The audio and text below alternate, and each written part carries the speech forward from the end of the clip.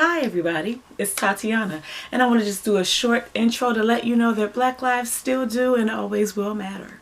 Black everything matters. And if that is not something you agree with, then this is not the space for you, and you are invited to leave.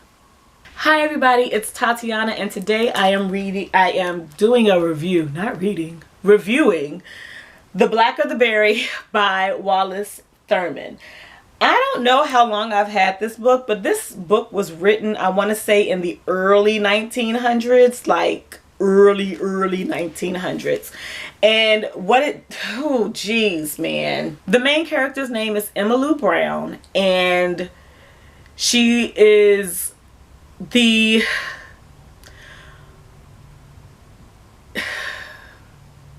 she's everything that her family doesn't want her to be. She's dark skinned, she's blue black, and her family is of the belief that the whiter your goal as black people is to get whiter and whiter with each generation. Not necessarily that you marry white to lighten your children, acknowledging that the whiteness that exists in your line is due to ancestral rape, but also marry someone who was also ancestrally the product of ancestral rape, who's light as or lighter than you, and in doing that you lessen the chance of the reaching back thing where you have a child that is darker in complexion. And her mom fucks all of that up by marrying a man who is black as tar and having a child with that man, and that child is born and is blue black. Descriptions in the book. And so basically Emmylou's entire life, she is told how much of a disappointment her mother is because her mother married a black man, and how unfortunate it is for her that she was born so black, that black boys have an easier time being black than black girls, and having grandparents who are 10 to 15 shades lighter than you, who don't want to be seen with you, don't want anything to do with you. And then you're growing up and you're maturing, understanding that everything about you is less than, not because of your personality, not because of how smart you are, not because of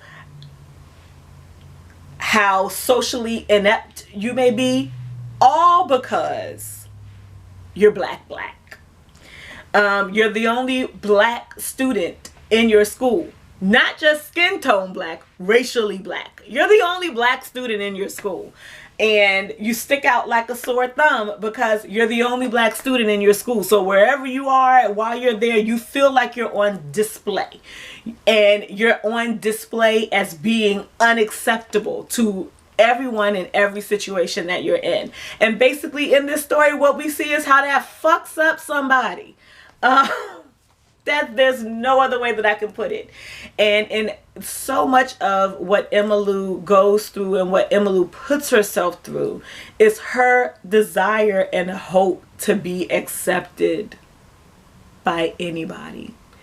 Be it a man, another female friends. When she goes to school, she hopes to find someone who will want her to be part of their circle, and in everything she experiences, she really comes up lacking in creating the relationships that she wants to create.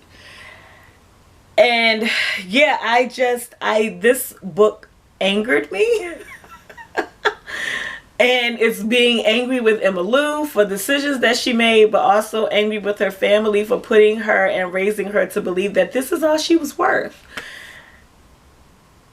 But aside from that, this book, I also enjoyed the way this book was written. Again, this is early 1900s, and each chapter has a name associated with that chapter, and it's Emmylou's relationship with either the thing or the person in that chapter and how that impacts her development and her growth and her belief about herself as she's going on this journey of from childhood to adult. How she deals with relationships, how she doesn't deal with relationships well, looking for jobs, being unacceptable because, or not hired because you're black.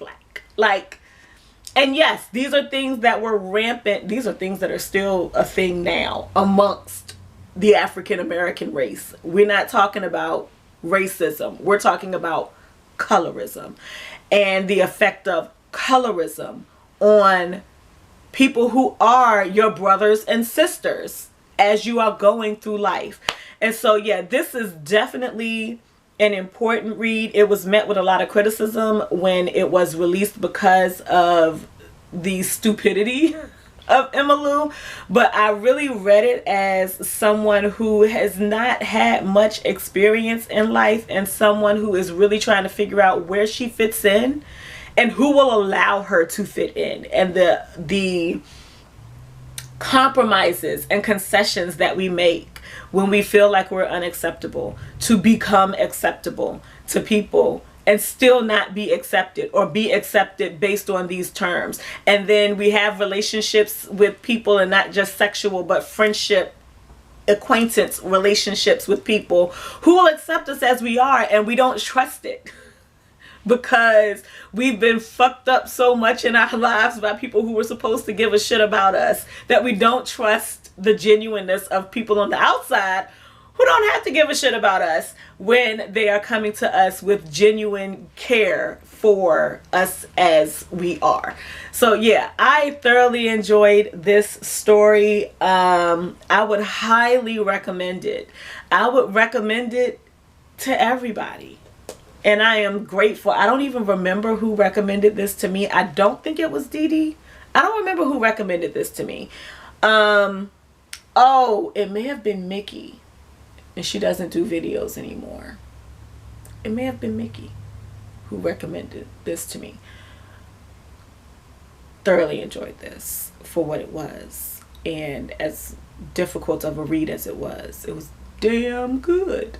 So that's all I have for that review today. Thank you all for watching, and I hope you have a good weekend, whenever you see this video. Peace out.